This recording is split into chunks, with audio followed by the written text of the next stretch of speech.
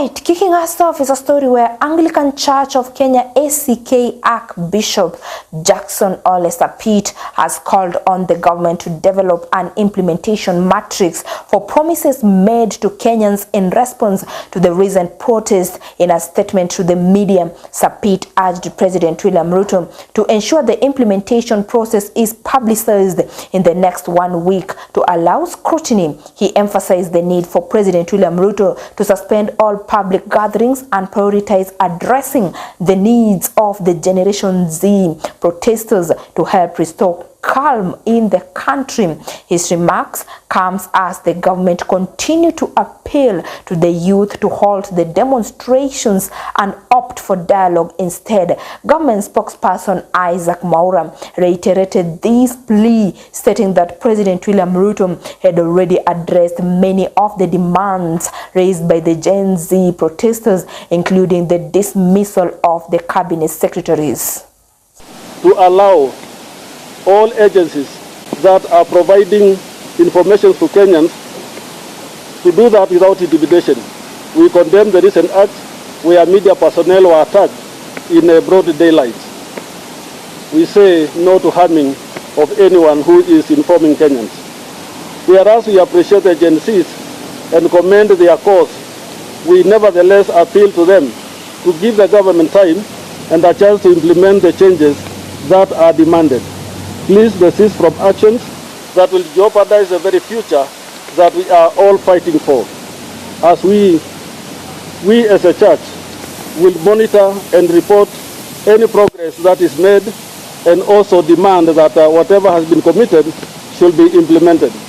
We appeal to protesters to suspend protests and give government time to attend to the raft of demands, some of which the President has begun to address, including firing most of his cabinet secretaries, signing of the IEBC Amendment Bill 2024 into law, and the resignation of the Inspector General of Police, among others. Now we ask that as he goes on to appoint a new team, he should look at merit, not any other thing that will be used for people to replace those who have been left out. The rule of law.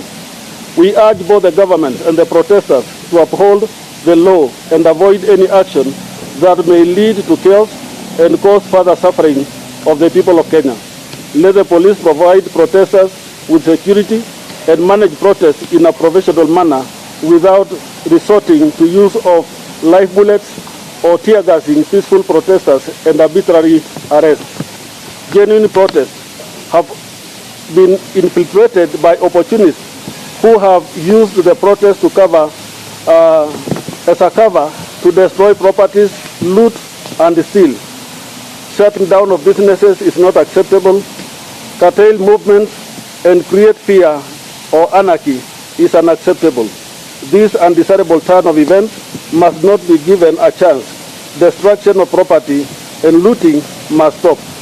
Government must act swiftly and implement the raft of measures which are demanded by the protesters and the general public, including cutting government expenditure and wage bill, reducing the size of government and prioritizing essential services to ensure the capital flight and siphoning of public resources is stopped, to freeze both local and foreign accounts of all corruption suspects and cause audits and of such accounts, reigning in corruption, including at county levels, and reviving programs that will help lower the cost of living and spur growth in the economy.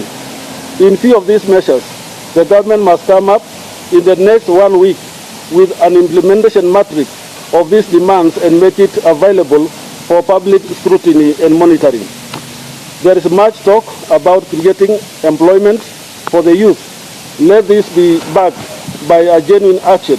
We ask the President to lead his government to develop and implement a Marshall Plan to address what we are calling the 5E Youth Agenda, which are employment, enterprise, education, empowerment, and engagement.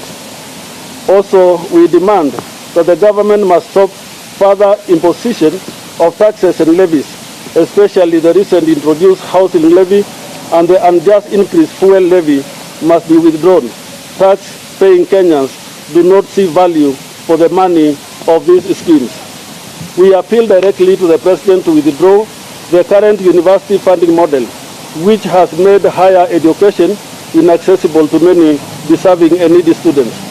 We recommend a thorough review of the funding model to ensure it is inclusive and promote equity. Many young people are on the streets because they cannot access education or are unemployed. IBC Amendment Bill and Cabinet Dissolution.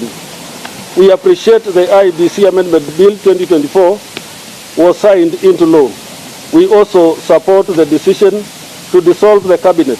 Going forward, let the President heed the voice of Kenyans and appoint both the commissioners and the Cabinet men and women of high integrity and competence.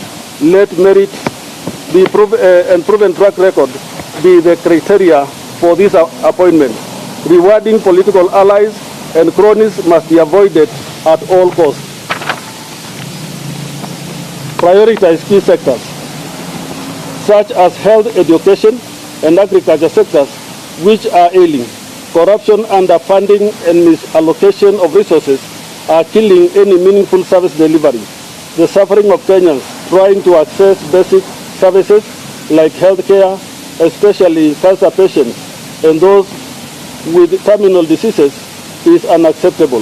Similarly, our farmers face poverty due to policies favoring cartels, and the education sector struggles with issues like withdrawal of health insurance to high school students, reduced or consistently delayed capitation, and chronic teacher shortage. We call for comprehensive reforms in this sector and urgent audit of the performance of all who are charged with running of these critical sectors. We see the current crisis not as a revolution, but an evolution, an opportunity to reforms and transformative change. The President should take this as a chance to fix all that is wrong with our governance. We call for less talk and more action.